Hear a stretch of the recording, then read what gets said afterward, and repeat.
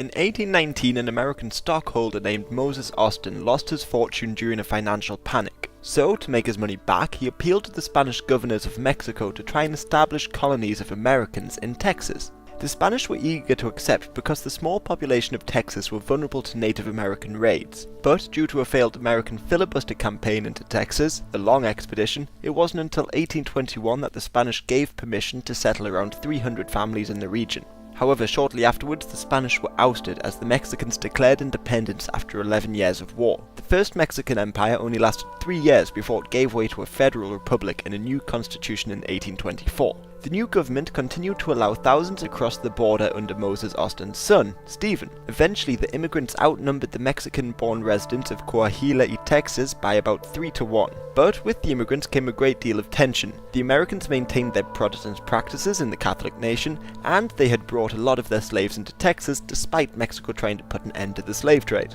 Plus, in 1826, there was an early, albeit very small attempt to secede due to land disputes, the Fredonian Rebellion. It failed, but it did encourage the US government to offer to buy the region. The situation was made worse in 1829 when Mexico abolished slavery and in 1830 banned immigration to Texas due to the worsening tensions. However, many still crossed the borders illegally. The new arrivals also had to pay high tariffs, and this resulted in the Anahuac disturbances of 1832, which saw Texas civilians fighting a Mexican garrison. The disturbances helped unite a great deal of the Texan population and also motivated them to lend their support to the Federalist Santa Anna, who was seizing power in the South. In 1833, Stephen Austin traveled to Mexico City to meet the government and discuss reforms. However, he was imprisoned because they suspected him of inciting revolt.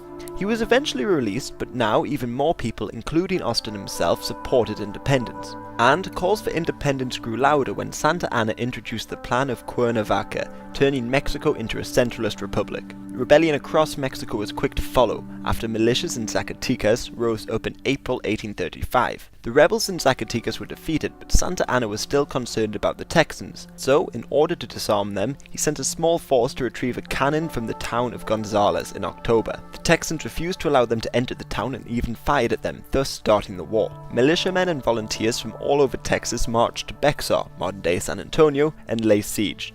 The city fell in December, but a large Mexican army was already en route. The following February, around 200 Texans, including folk hero Davy Crockett, took refuge in the Alamo as 2,000 Mexicans arrived in the city and laid siege to the mission.